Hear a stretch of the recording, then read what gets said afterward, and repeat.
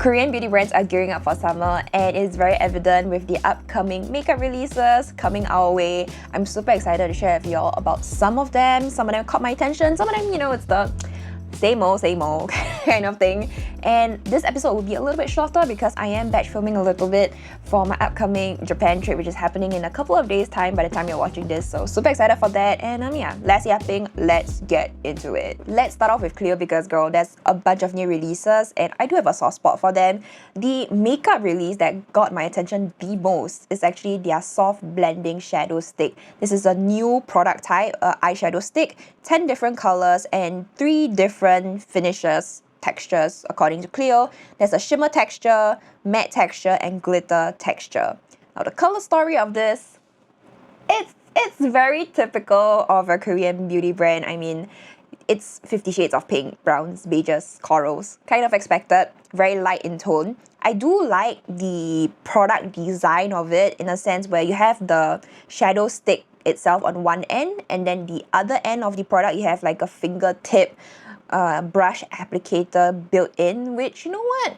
I've always been very intrigued by eyeshadow sticks because as a girl who loves to do eyeshadow, and you know what? The idea, the fantasy of just drawing it on and then blending it out all in one product sounds very appealing. And especially this could be very useful for people who maybe love to do their makeup on the go to work, in the car, or even for travel maybe a little bit. Yeah, it sounds like a great all-in-one product, honestly speaking. And with Korean beauty trends right now, I feel that a lot of people aren't really focusing a lot on the eyes. It's more on the skin, the cheeks, the lips. Eye makeup in K-beauty is actually quite minimal.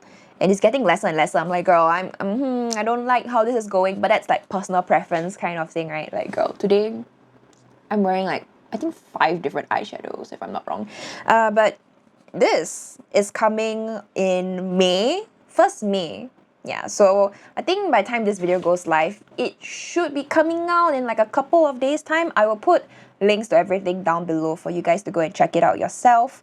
And if Clio came out with something that's not so predictable, maybe maybe I would have picked it up.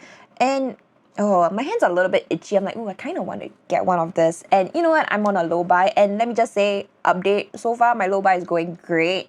And if you're on my newsletter, you will have known my progress so far. So go and sign up for my newsletter. If not, if I had to pick a shade or 2 from this, probably it would be the blue one, which is I think it's G301 Twinkle Ocean. It's a glitter finish. I feel like with glitter finishes, it's a little bit more versatile. You can, layer it on top of any pre-existing eyeshadow look or matte eyeshadows that you have underneath it.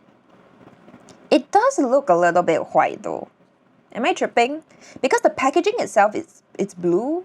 Let me look at the swatches. The sparkles of it are a little bit bluish hue in tone, but the transparent or translucent base of it looks pretty white. That's kind of surprising. I wish it was more blue, but I assume shades like Twinkle Ocean, they are a little bit, they're a little more versatile. I think there are a lot of like point highlight shades. So yeah, oh my god, they have Kitten Pink. Who remembers Kitten Pink? I remember back in the day, I think Para had their glitter eyeshadow. It's called Kitten Beige or something. It was a very, very close dupe of the Stila glitter, molten glitter eyeshadow. I totally forgot what's it called, but like, yeah, oh my god. Ooh, should I get one of this?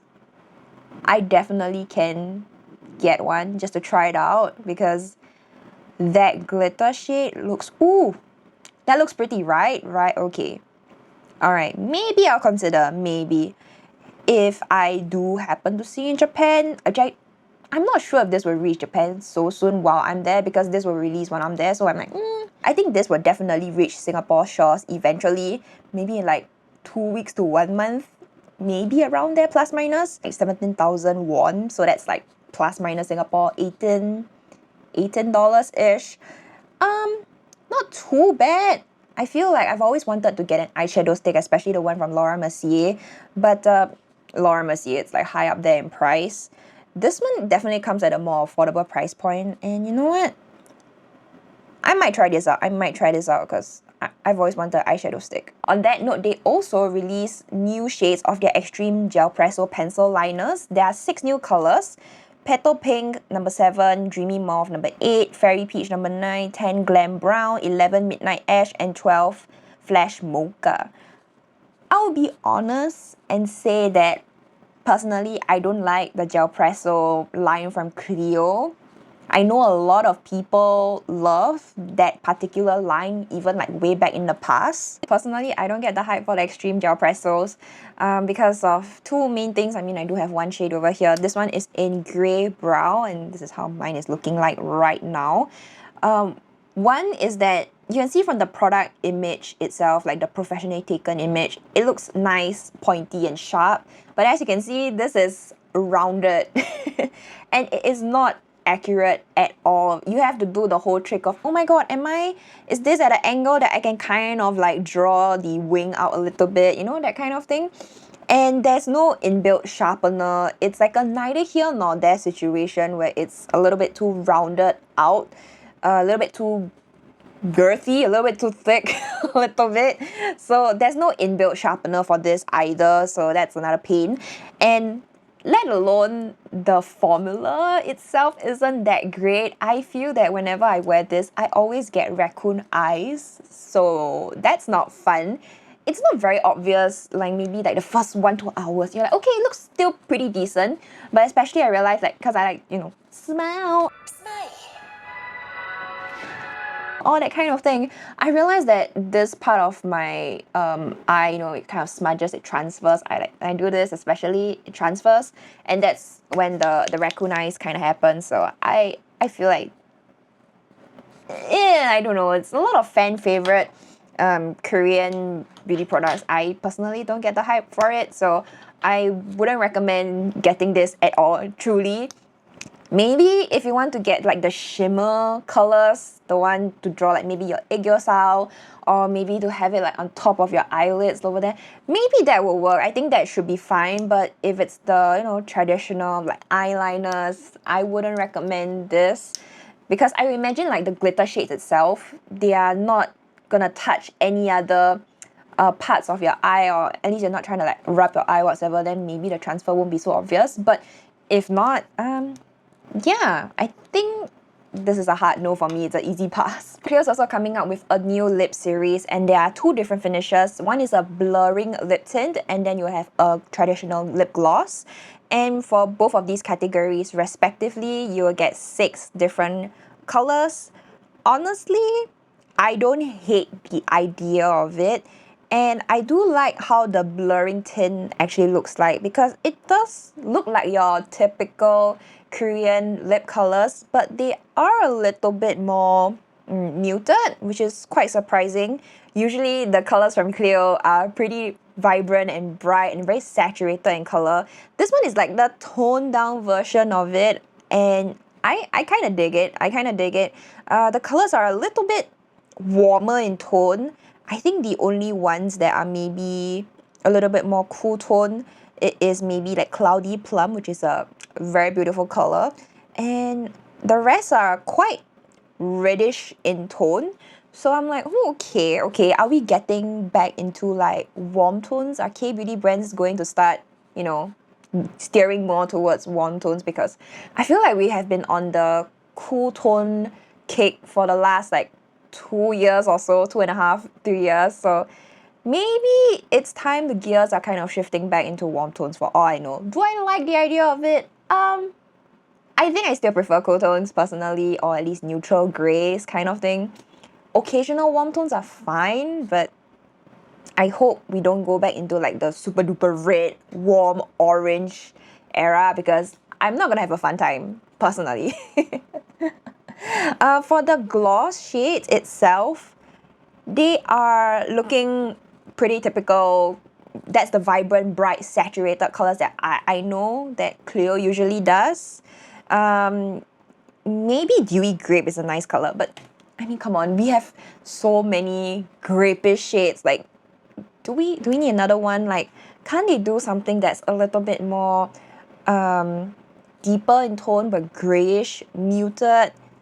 Yeah, I think that'll be nice. Like this is giving like bunny tongue, but make it like 50 different undertones of light pink, coral, bright pink.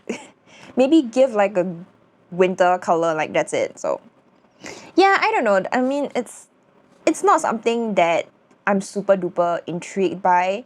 The volume matte one, I like the idea of it, but I don't love it enough to, oh my god, I'm gonna go out and buy it, that kind of thing.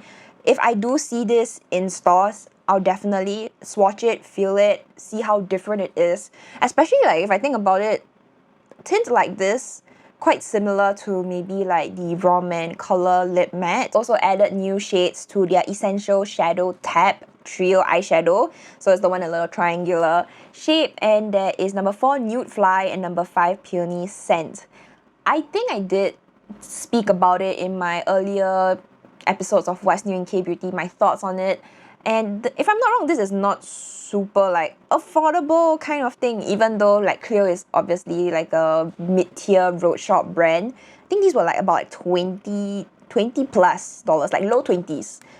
And I'm just like, $20 for 3 eyeshadows, like in this economy, my god. I actually did manage to swatch these in person, I think earlier this year, because they were at the Watsons at Ngee City, Takashimaya here in Singapore.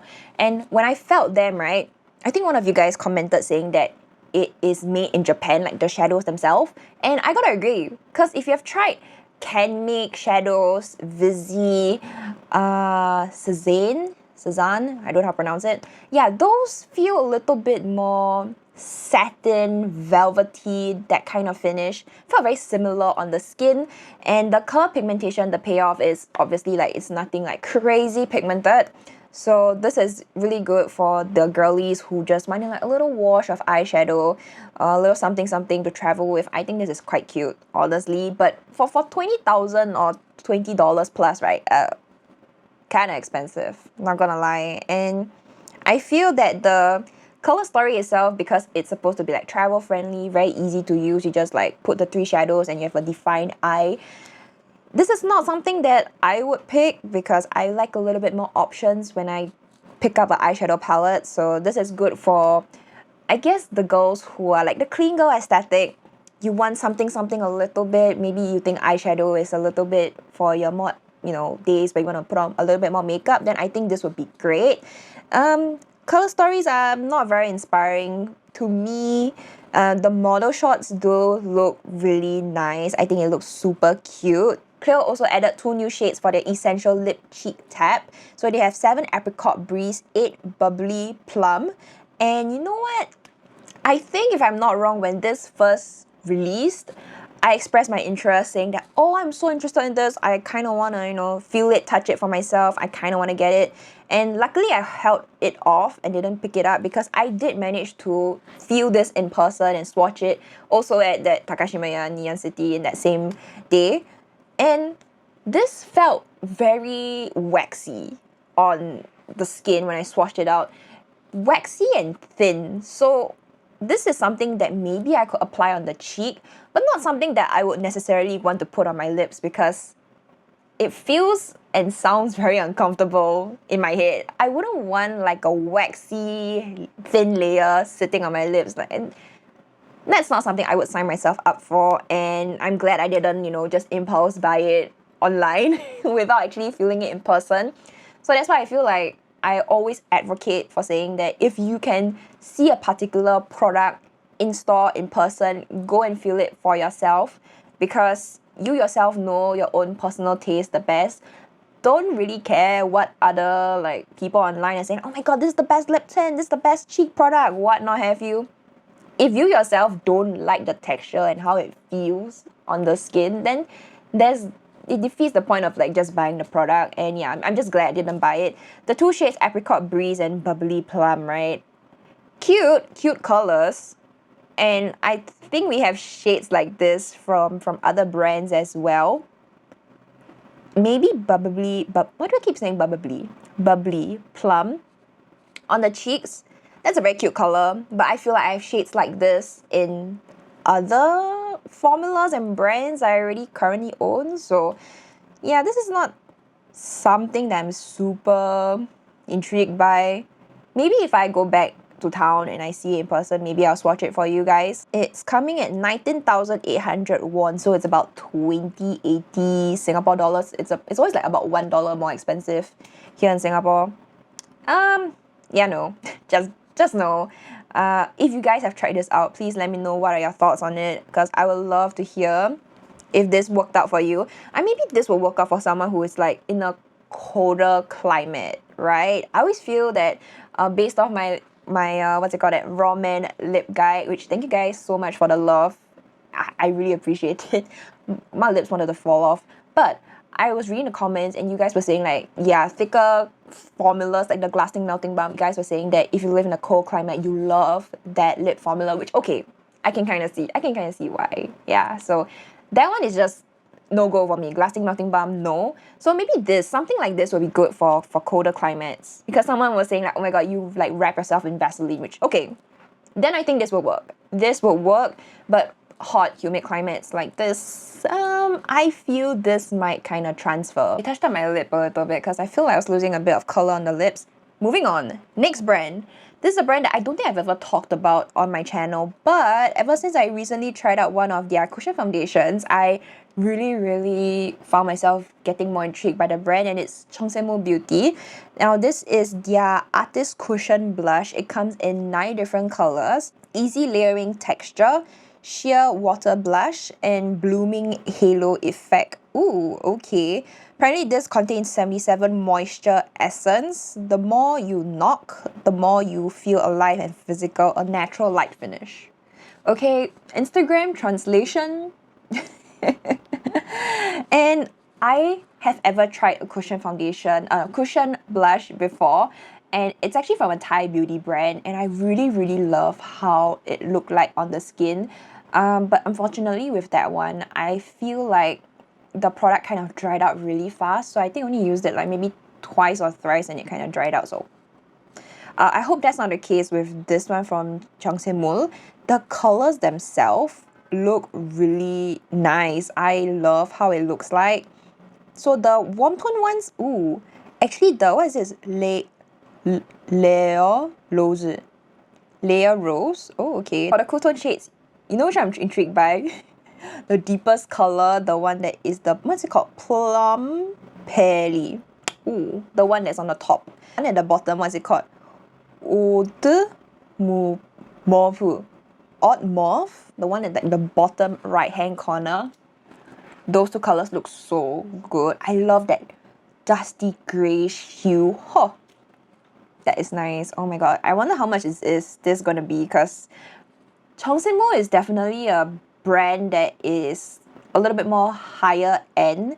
I would say maybe it's coming close to Hera's price point, maybe like a little bit like lower, but it's around there already. Their skin evening thing in like a little squeezy tube, that one, that was good. I actually really like that.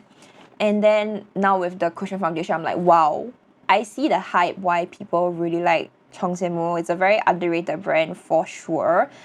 I do feel like Jung Saem Mool itself is she's well known to be kind of like the Natasha Denona of K-beauty's space. Like, she's that great, that good in her makeup artistry skills.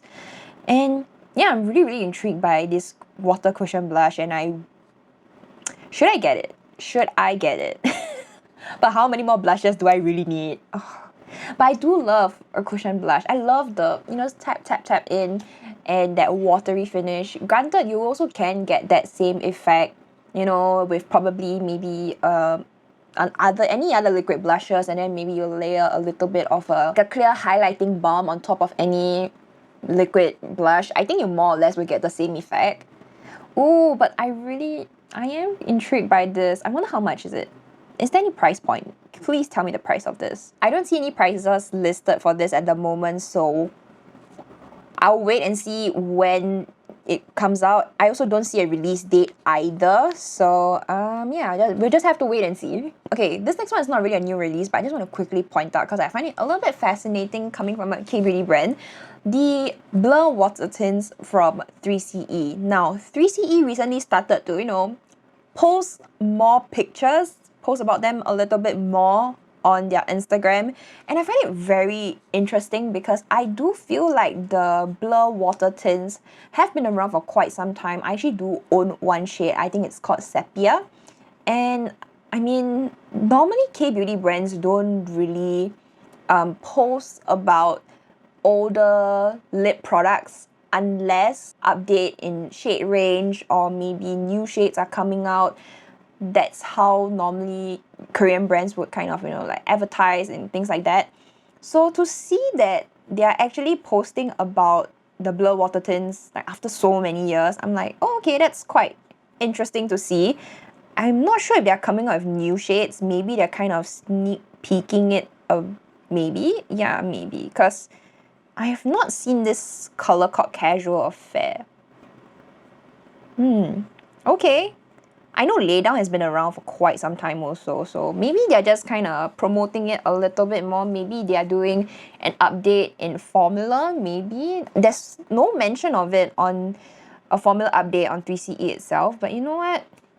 I'm just like, okay, I respect that. I respect K-beauty brands, talking about or promoting their older current lip formulas rather than everything is new, that kind of thing. In Too Cool From School, we have a sneak peek of a new highlighter shade in their By Rodin line, and this one, there's no mention of it being available internationally. I think there's some like Korean exclusive thing going on right now, which, okay, fair.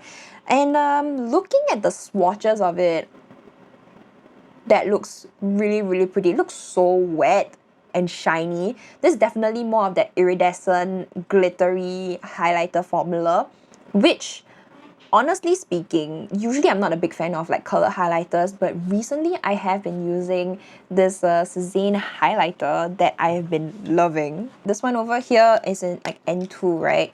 Usually I don't use highlighters, but if I do use it, I'm actually using this. And I've been using this with all of my cool tone looks, and this has been a really, really nice product. So I'm thinking like, okay, in my day-to-day life, would I actually use this? Maybe not. It's like a 50-50, because even right now today, my eyeshadow look is like very intense as well. But I'm not wearing any highlighter because I feel like my focus on the best way for me to highlight my features is like my eyes and lips. The cheeks, not so much. It can kind of like take a backseat a little bit. So I don't know, but this would be a really, really nice product. I actually have swatched the By Rodin highlighters, the standard line itself.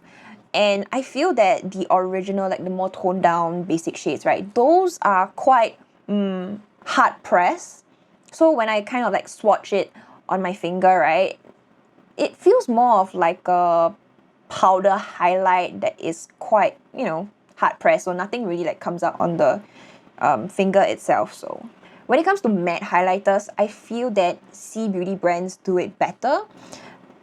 If it's wet highlighters like this, then I'm intrigued. I'm like, okay, I'm curious, I'm considering. So if this ever, becomes available internationally, hopefully, fingers crossed, this is adding, onto my wish list of maybe I would like to try this. Yeah, and there's no mention of a price point either.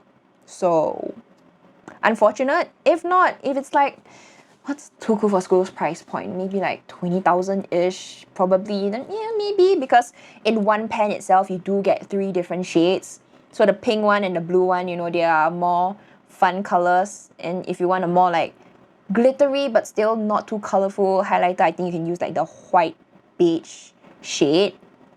Yeah, I think this is actually quite cool. I really, really like this particular highlighter. And the thing about K-beauty, when you compare it to like Western beauty, is that if K-beauty is able to do it at like this price point and a lower price point most of the times, then I feel like usually with time, Western beauty, maybe like 6 months to 1 year later, then they kind of catch up to it. So I don't know, maybe this is a new trend that Western beauty might start doing in the future.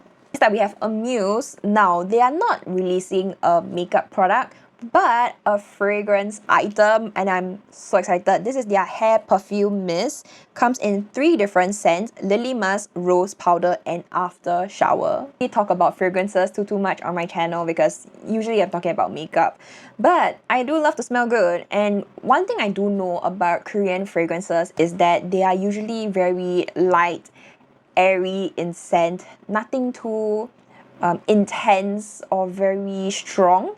So a hair perfume mist, I would imagine it's going to be even lighter in scent. The perfume oil concentration, I would assume, is also not that concentrated compared to, you know, your EDTs, your EDPs. And I just like the idea of like my hair smelling good. One thing I do know for a fact is that living in a tropical climate is that, girl, the hair can get stinky real fast. So I'm curious to see how this will perform in a humid climate. And I feel that sometimes with the airy, lighter scents, it doesn't really last. That's my experience because I had owned a couple of body mists from Korean beauty brands. They last maybe for like 10 minutes on the skin. But granted, I feel like that was a really crappy body mist. I don't want to mention names, but yeah, I don't think it's available anymore anyway, so it doesn't matter. But this one from Amuse. I love the perfume scent and then like the imagery of what it smells like.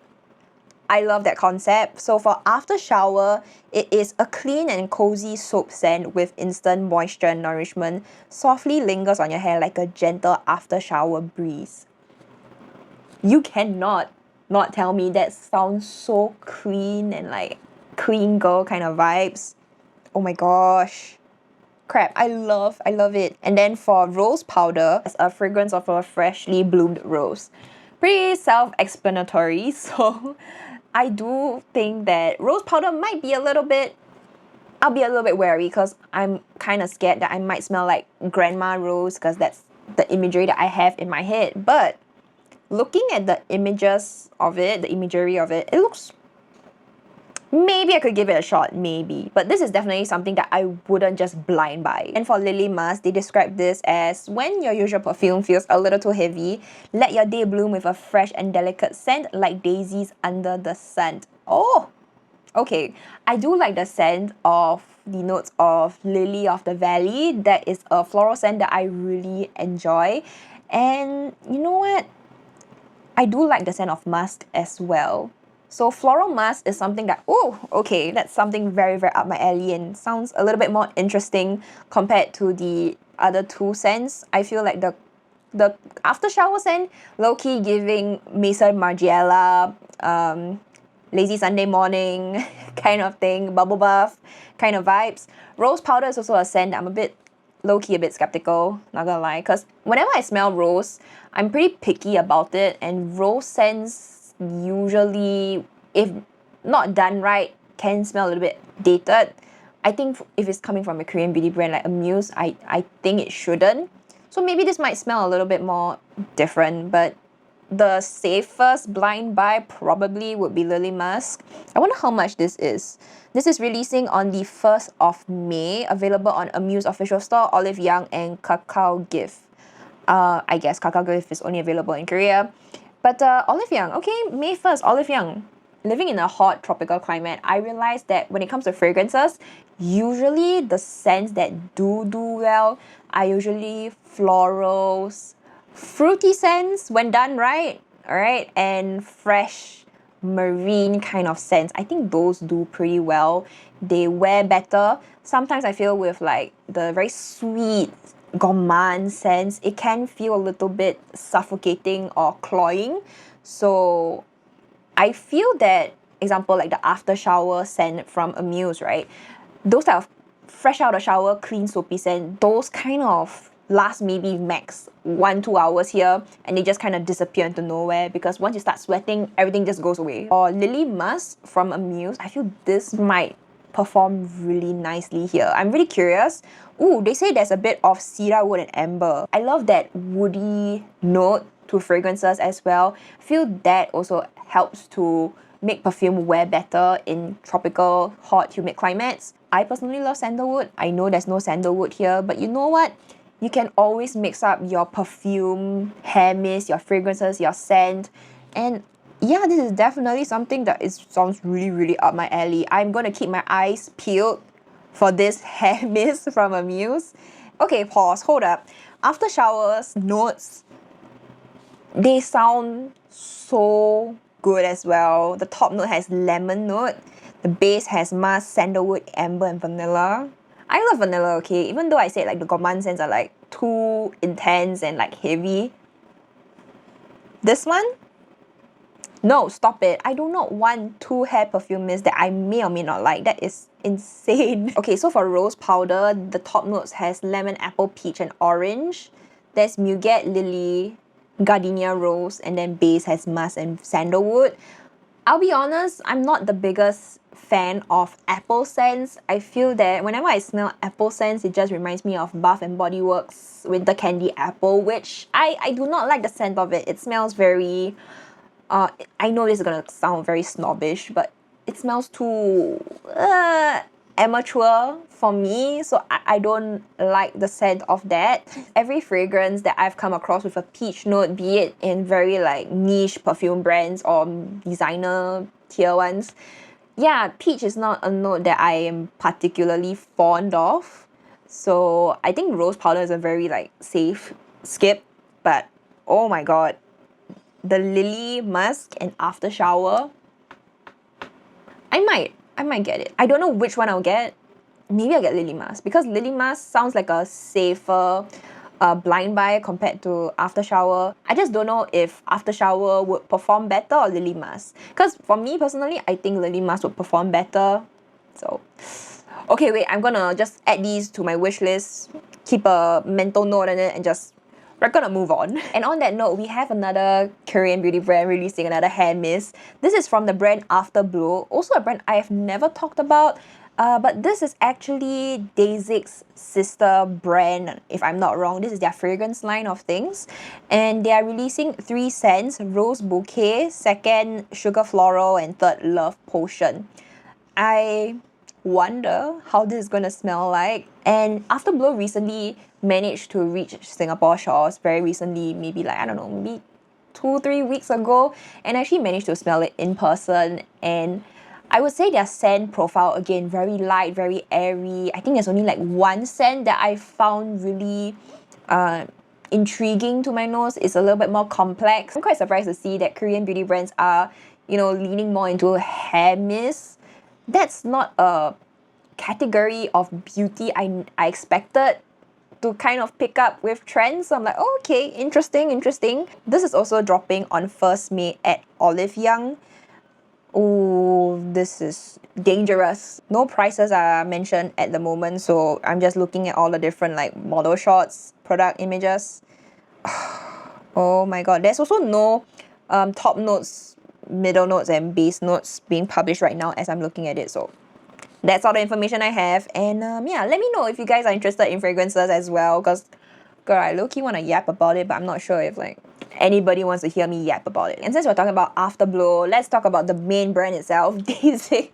Dasique has their Juicy Dewy Glow tint coming out soon, and there are 14 colors. Sweet Juicy Layer Everlasting Glow, and it's dropping real soon, April 28th. Okay, wow. I'm only seeing like a couple of images about this, and this is literally just released, like sneak peek, maybe 3-4 days ago as I'm talking right now. So maybe you'll see more images when I post this video, but I don't have the, you know, the lip swatch at the moment. It's just like all preview pictures of the models. So I mean, I'm quite surprised to see that. Okay, am I really surprised though? Like, a lot of K-beauty brands are still releasing juicy, glossy lip tints, so I'm just wondering how different this would be from current Dasique lip tints, like the one that's in like a little like square packaging. Yeah. Okay, cool. Based on the product image, you know, like the one where it's like this, right? The colors itself look pretty standard from Dasique as well. Thinking about it now, I actually never really tried a dewy lip tint from Dasique. I only have one of their lip pencils, which is a bit to be honest, it's quite mid. And I think I do own the heart-shaped cheek pot, which I have yet to do a review video on. Okay, don't come for me, alright? But yeah, I've never tried a glowy lip tint from Dasique. It's the one that I'm actually gonna try out. Maybe, but honestly speaking, I just want to see what's the difference between the standard Dasique lip tint and this one. So yeah, we'll wait and see for that. And those are the makeup releases that I wanted to talk about. Editing Crystal will throw up all of the new makeup releases that I didn't get the chance to talk about today. I'm really sorry. I gotta wrap it up quick and short. I did say I wanted to like kind of make it 1 hour filming kind of thing, but I realized that I've been like talking for almost like 2 hours. So Editing Crystal will do her job, trim it down. I'm hoping this video is probably like 30 minutes because girl, I gotta film, I gotta edit quite a bit before my trip to Japan, which I'm super excited. I can't stop talking about it. Okay, I need to calm down. Okay, Editing Crystal, I hope this was enough time to throw up everything, and thank you guys so much for joining me in What's New in K-Beauty. I really love filming these videos and just, you know, sit down, chit-chatting with y'all, and I love to hear from you guys what are the new makeup releases on your wish list. So let me know down below, and I will see you guys in another video, which you can check out over here.